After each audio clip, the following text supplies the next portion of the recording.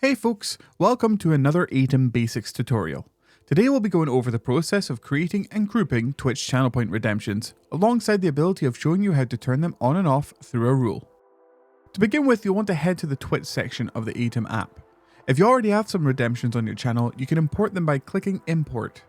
But please be aware that any redemptions that are created outside of Aitum, we're not able to delete or modify. This includes the cost, name, color, and enabling or disabling them due to the limitations on the API from Twitch. So if you do import your redemptions, we will place an A- at the start so you can recreate them within Aitum itself, and remove these later on in Twitch afterwards. To create a new redemption, click on the New Redemption button on the top left. Select your title, color, user input, and cost. The description and cooldown are optional within this pop-up. Once a redemption is added in, it will be displayed on the left-hand side. On the right-hand side, you have the option for grouping redemptions together. To create a new group, just click the button New Group. And to add a redemption to the group, just simply drag it across.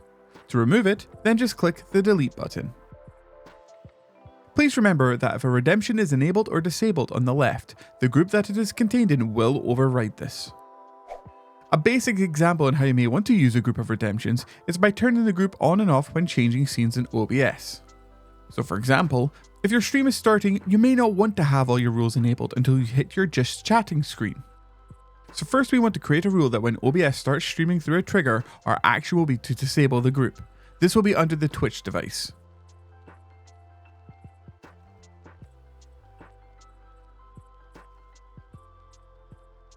The next rule we want to create is an OBS trigger with a scene changing. Once we have selected the just chatting scene, we want to then add an action of the redemption group enabling again.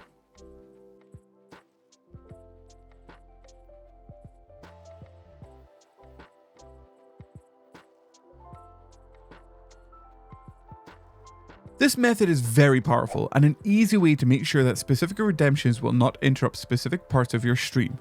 You can also use this functionality to hold a secret redemption group that chat can enable also. In fact, we've already built you a rule for this using our import wizard, with a video on our channel showing you how to use it. But for this video, that's a full rundown on how Twitch redemptions work within Aitum. I hope this video was helpful, and if you have any issues or want to show us something very cool you've created with Aitum, please join the Discord or follow our Twitter.